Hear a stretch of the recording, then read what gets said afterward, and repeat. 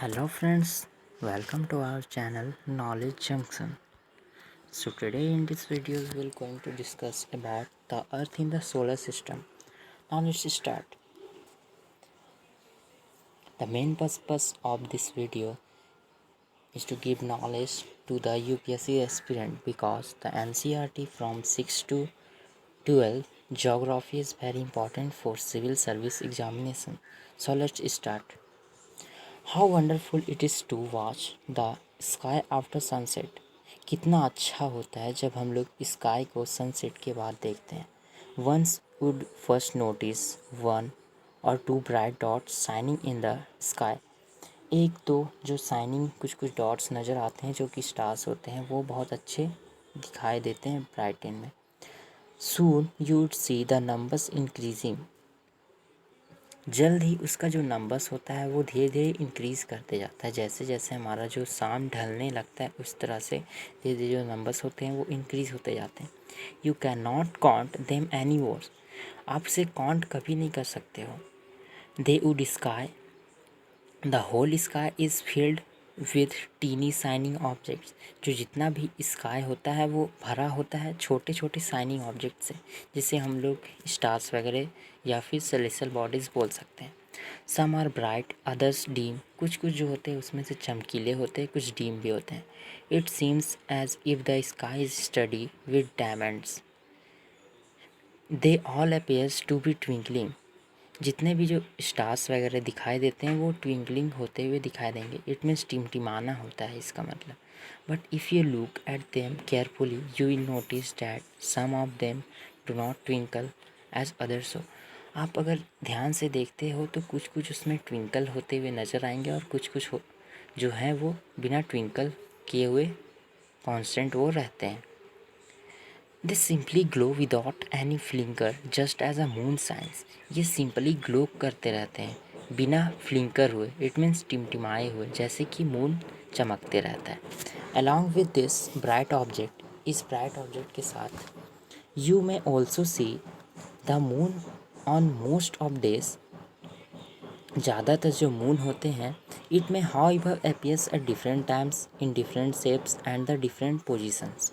आपने ये नोटिस किया होगा कि कभी कभी हम लोग मून्स का जो पोजीशन होता है वो चेंज होते हुए भी देखते हैं और उसका जो शेप्स होता है कभी वो आधा हो जाता है कभी एक चौथाई हो जाता है या फिर कभी फुल मून हो जाता है. तो ऐसा इसलिए होता है क्योंकि उसका जो शेप पोजीशन ये सारे चेंज होते रहते हैं. You can see the full moon only once in about months time. महीने में आप एक बार सिर्फ देखिएगा जो मून है वो फुल दिखाई देता है. It is full moon night. ये फुल मून की रात होती है जिसे हम लोग पूर्णिमा बोला जाता है. A full night let us. पूर्णिमा के बाद ठीक है. You can not see it all. पूर्णिमा के बाद जो सन मून होता है उसे हम लोग बहुत दिन तक नहीं देखते हैं. It's a new moon night. और जो न्यू मून का जो रात होता है उसे हम लोग अमावस्या बोलते हैं. ठीक है. On this day you can watch the night sky best provided the clear night. इस रात आप देख सकते हैं बहुत ज़्यादा क्लियर नाइट आपको प्रोवाइड किया जाएगा ऊपर में दिखाई देगी. Do you wonder why can not can't we see the moon and all those bright tiny objects during day times. It is because very bright light of the sun does not allow to see the all these bright objects of the night sky. क्या आपने ऐसा देखा है कि moon के अलावा हम लोग कुछ ऑब्जेक्ट्स को दिन के समय में नहीं देख पाते. ये रीज़न ये है क्योंकि जो सन का लाइट होता है वो हमारा स्टार्स या मून के लाइट से बहुत ज़्यादा हाईली ब्राइटेंड होता है. ठीक है. जिस कारण से हम लोग को ट्विंकलिंग स्टार्स वगैरह नहीं दिखाई देते हैं. The sun the moon and all those object shining in the night sky are called celestial bodies. जितने भी जो सन है मून है और जितने भी शाइनिंग ऑब्जेक्ट्स जो हमारे रात में दिखाई देते हैं स्काई में उसे हम लोग सेलेस्टियल बॉडीज़ बोलते हैं. ठीक है. नेक्स्ट लिखा हुआ है some celestial bodies are very big और हॉट. कुछ जो सेलेस्टियल बॉडीज़ होते हैं वो बड़ा और गर्म भी हो सकते हैं. They are made up of gases. वो गैसेस से बने होते हैं. They have their own heat and light. ये सारे के अपने हीट और लाइट होते हैं.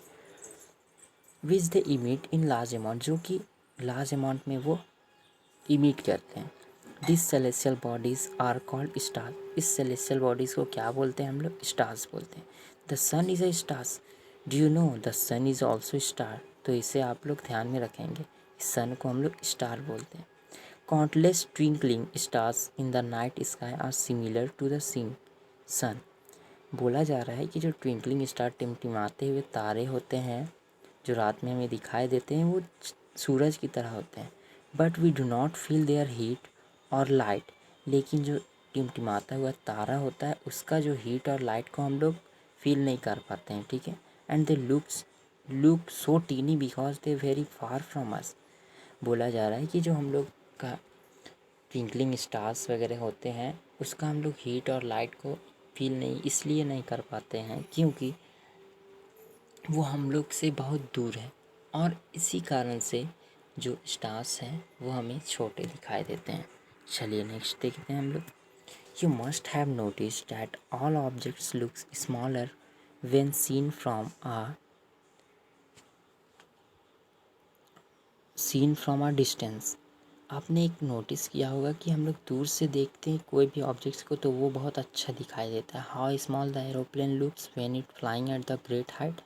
कैसा जो छोटा एरोप्लेन्स होता है जो कि जब वो उड़ता रहता है कितना अच्छा होता है।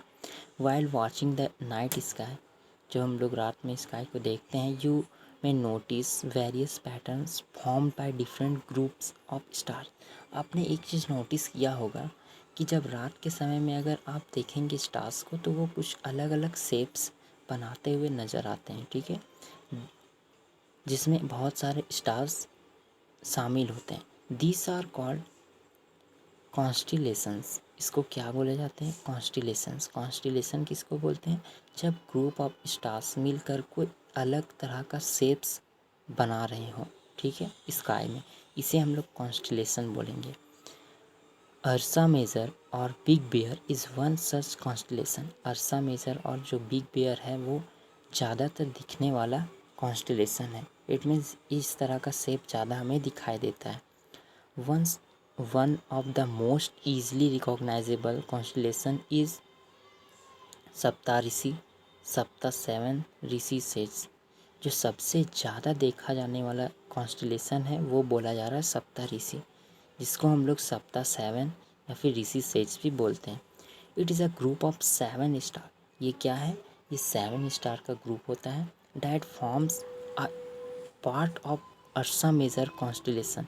ये अर्सा मेजर का एक पार्ट को फॉर्म करता है। Ask someone elder in your family और neighbourhood to show you more stars planet and constellation in the sky. आप अपने बूढ़े बुजुर्ग दादा दादी वगैरह से आप पूछ सकते हैं, अपने ओल्ड एज के फैमिली मेम्बर्स को, वो आप लोग को कुछ अलग अलग तरह के और भी शेप्स दिखाएंगे, ठीक है, रात में। तो चलिए आगे देखते हैं। In ancient time, people used to determine directions during the night with the help of star। क्या बोला जा रहा है कि जो पुराने समय में जो पीपल है वो क्या करते थे? डायरेक्शन का पता लगाते थे स्टार्स के हेल्प्स में, ठीक है, क्योंकि पहले हमारा जो मैप है उसका आविष्कार नहीं किया गया था, जिसके कारण जो एंशियंट में पीपल्स थे वो डायरेक्शन का पता लगाते थे स्काई के स्टार्स को देखकर। The north star indicate the north direction. एक हम लोग स्टार्स देखते हैं फ्रेंड्स, नॉर्थ स्टार, जो कि हम लोग को बताता है कि नॉर्थ डायरेक्शन इसी दिशा की ओर है, ठीक है। It is called the polar star. Pole star जिसको बोला जाता है, सॉरी, इसको क्या बोलते हैं हम लोग? नॉर्थ स्टार को पोल स्टार। तो ध्यान में रखेंगे, ये एग्जाम में पूछा जा सकता है।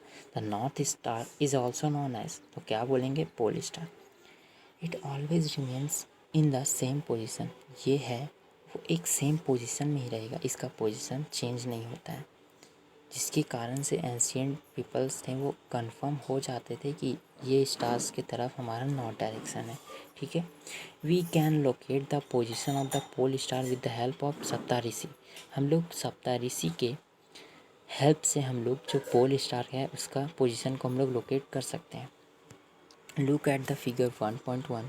You will notice that if an imaginary line is drawn joining from the pointed stars extended further, with the point to the pole star. देखिए यहाँ पे इस फिगर्स में आपके बताए गए हैं, ठीक है। चलिए नेक्स्ट देखते हैं। Some celestial bodies do not have their own heat and light. क्या बोला जा रहा है कि कुछ कुछ जो सेलेस्टियल बॉडीज़ होते हैं उसके हीट अपने हीट्स और लाइट नहीं होते हैं, they are lead by the light of the stars, such bodies are called planets. देखिए क्या बोला जा रहा है कि कुछ कुछ ऐसे होते हैं जिसके अपने लाइट और हीट नहीं होते हैं, इसको क्या बोले जा रहे हैं कि इसे बोलते हैं हम लोग प्लैनेट्स बोलते हैं। The word planet comes from Greek word planetia. क्या बोला जा रहा है, जो वर्ड प्लैनेट है वो ग्रीक वर्ड है, ठीक है, जिसको हम लोग ग्रीक वर्ड से आया है, इसको क्या बोलते हैं हम लोग, प्लैनेटिया, प्लैनेटिया, ठीक है, विच मीन्स वंडरस, जिसका मतलब है वंडरस, ठीक है। The earth on which we live is a planet. जो अर्थ है जिसमें हम लोग अभी रहते हैं उसे क्या बोला जाता है, प्लैनेट बोला जाता है। It gets all its heat and light from the sun. ये जितना भी हीट और लाइट है वो किससे लेता है, सन से लेता है, which is our nearest star. Sun है जिसको हम लोग क्या बोलते हैं, नियरेस्ट स्टार भी बोलते हैं। If we look at the earth from the great distance, अगर हम लोग अर्थ को बहुत दूर से देखते हैं, से the moon it will appears the shining just a moon. तो जो मून है वो, जो अर्थ है वो मून की तरह चमकता हुआ दिखाई देगा। The moon that we see in the sky is a satellite. क्या बोला जा रहा है, जो मून है हम लोग रात में देखते हैं उसे क्या बोला जाता है, सैटेलाइट बोला जाता है। बट एक चीज़ याद रखिएगा कि सैटेलाइट दो तरह के होते हैं, एक होते हैं आर्टिफिशियल सैटेलाइट, एक होते हैं नेचुरल सैटेलाइट। तो जो मून है वो हमारा नेचुरल सैटेलाइट होता है, जो कि ये अर्थ का सैटेलाइट कहा जाता है। सैटेलाइट जो होते हैं आर्टिफिशियल, जो कि हम लोग अर्थ के ओर से अर्थ के बाहर भेजते हैं, ठीक है, इसे हम लोग आर्टिफिशियल बोलेंगे। It is an companion of our earth and moves around it. जो मून है वो हमारा अर्थ के चारों ओर घूमता है। तो प्लैनेट सैटेलाइट हम लोग इसको बोलेंगे फ्रेंड्स कि जो कि हमारे प्लैनेट्स के चारों ओर जो घूमता है, ठीक है, उसे हम लोग सैटेलाइट बोलते हैं। Like our earth there are 7 other planets that get heat and light from the sun.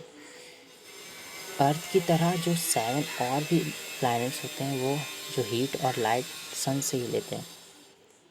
Some of them have their moons to.